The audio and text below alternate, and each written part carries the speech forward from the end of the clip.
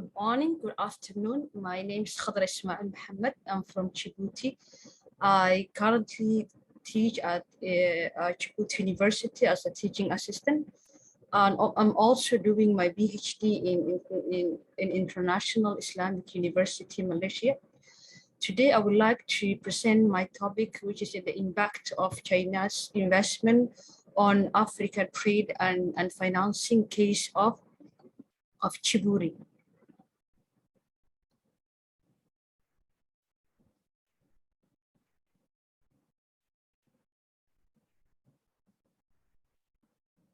The content of the presentation, I'm going to do a brief overview of Djibouti, and then I'm going to proceed with the background, objective research question, literature review, conceptual framework, and then methodology of the research, and then data analysis, conclusion, and limitation.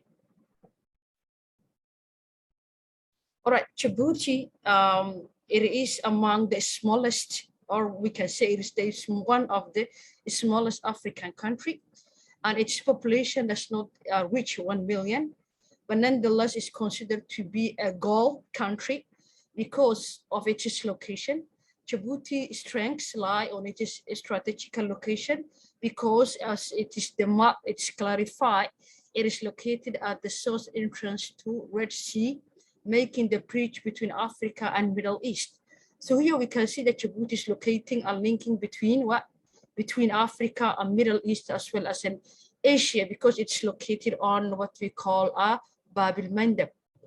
All right.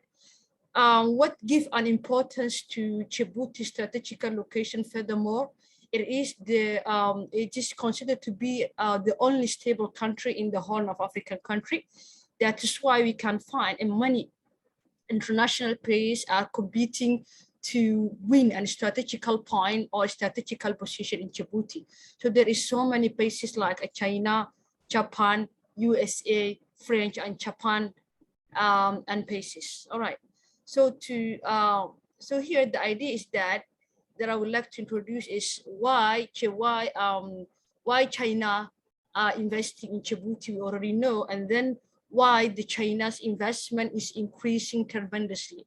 So China FDI and bilateral trade in Africa is tremendously increasing, and it's exceeding the other international players. If you can see the China FDI versus USA FDI to Africa, China win, China win starting from 2013 to 2019. We can see the data. It is starting from, it's going up and exceeding the USA starting from 2013. If we give a quick look on the China and Africa trade, China, it is not a developed country. It's not a developing country. They are in the process of development. And most of the African countries are considered to be under the developed country. So they don't have a strong infrastructure or industrial sector. So they export more from China.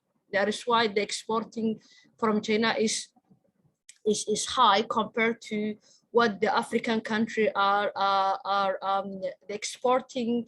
The exporting from China, it is high compared to whatever the African country are sending to China. So here, China export to Africa is going up. Similarly, China importing from Africa is going up. But if we compare the two figures, we can see that China exporting to Africa is exceeding China importing from Africa. So what is the cause of such uplifting of the China FDI and bilateral trade? One important point is that it is non-intervention policy that the China adapted to the African policy and practice. The other one is that the African country, they need to develop their infrastructure to boost their economic growth. This reason have become an impetus for a strong economic cooperation between China and Africa. That is why China has initiated a different project to invest in Africa. So here we have BRE project that has become the source of funding for many East African countries such as Kenya, Tanzania, Uganda, Somalia, and Djibouti. Recently, Djibouti has turned out to be the centerpiece of China BR initiative. The reason being is that Djibouti is the key of a global shipping line, making it as an attractive location for the countries with the global maritime investment.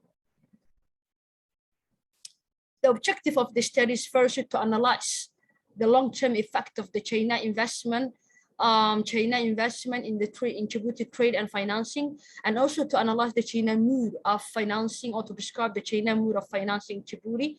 And I would like to answer, does China investment indeed accelerate, or other way around? Does China mood of financing affect positively or negatively the debt level of Djibouti, as well as their investment and capability? Historically, China and Africa tie up with the bilateral relationship, all right, even before the independence of those countries. However, that relation has stopped for quite a while, but then this cooperation has taken another phase or another shape. One, the China become a developed country and they are required a lot of natural resources, and then they need human labor to further and boost their economy. So the relationship between Africa and China have been reinitiated or have been reinvested again. So here we have a different forum, different project that be undertaken from between Japan and Africa. China has organized 4 forums, which is China-Africa cooperation. And then the second summit is held in Ethiopia on deploying the blueprint with the social emphasis on human resource development investment and the trade cooperation. And the third summit of FOCAC summit held in Beijing 2016. And this is to initiate the new implementation of the educational aid of Africa, as well as the health sector. So here China moved from FOCAC to a Belt Road Initiative on 2013, and the mission was to increase the economic integration and connectivity, such as the infrastructure, the trade and investment with the neighbors and the various trading partners in Africa, Europe. Djibouti port will also fall under BRE initiative project. There's an interest of China in Horn of Africa, particularly in Djibouti, has raised a concern among the researchers to analyze the effect of such engagement on Djibouti agency power, economic growth, labor force, as well as sovereignty. A study done by the Peter Isaac 2020 has ascertained that China involvement in Djibouti maritime investment had enhanced the Djibouti ports, as well as a commercial transport and logistic hub. However, has not lived up to the hub yet, because it means that whatever is profiting from this revenue, it's not covering the whole society. It is combined with the given with the given portion of society in Djibouti. All right, here, as the title was initiating, I just want to see that how that China FDI, particularly in investment maritime, will affect the trade. And then I'm gonna see how that maritime investment we're gonna affect the debt financing. Here, international trade, it is referred to a transfer of goods and services within the country, including the capital from one country to another country. The trade has boosted the economy of the developed country as well as underdeveloped or developing countries. The question is that how can a given country push their international trade? They can push their international trade through investing into their port, through developing their port equipment. So here the efficient trade is depend on a well-infrastructured port that equipped with the modern equipment.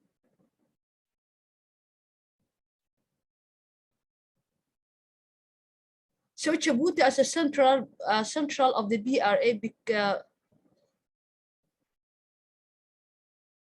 So the methodology, if we go to the methodology of the research, if we go to the methodology of the research is a descriptive in nature, because I'm going to analyze and investigate whether the maritime investment has an impact on Djibouti trade activity, and to what extent that China financing model affected Djibouti that level. To serve that purpose, I will use trade data from 1992, 1990 to assess the trend of the export and import between China, Djibouti, as well as between Djibouti and other countries.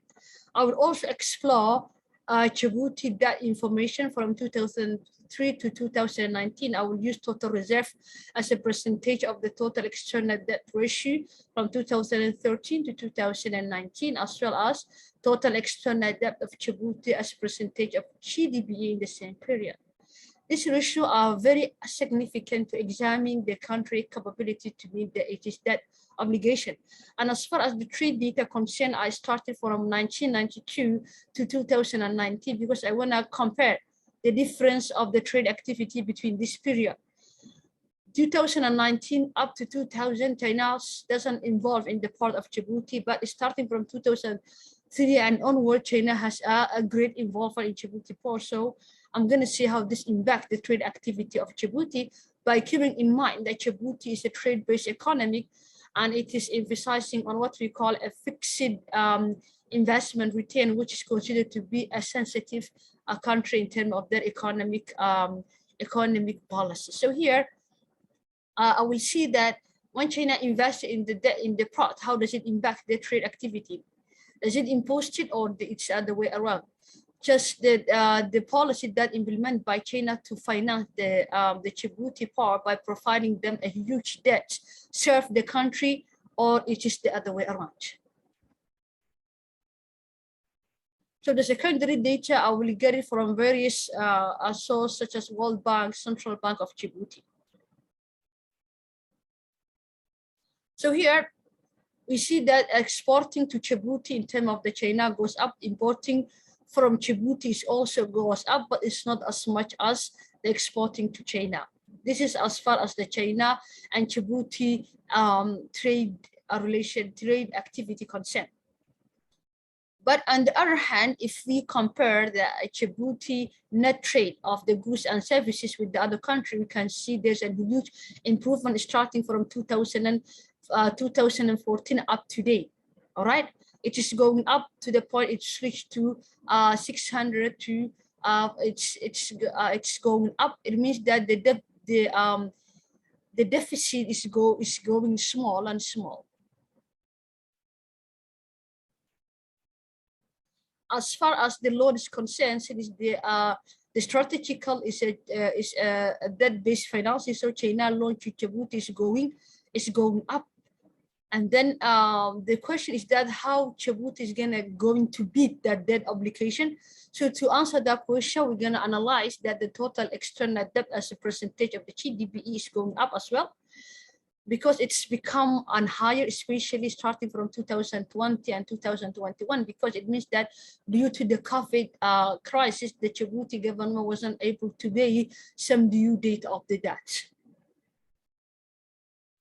So here also you can see that Djibouti as total reserve as percentage of the total external debt also is not indicating that Djibouti as a debt concern, it's not doing well. So we can estimate or we can project that Djibouti might fall into a debt trap. All right, here from analyzing the different data, we can go back to the research question and say how does it impact. So in terms of the trade, it has a positive impact. Like the other researchers, the literature review confirmed that whenever we invest in port, the port activity goes up, and it generate huge revenue, would have a good impact on the country economic growth.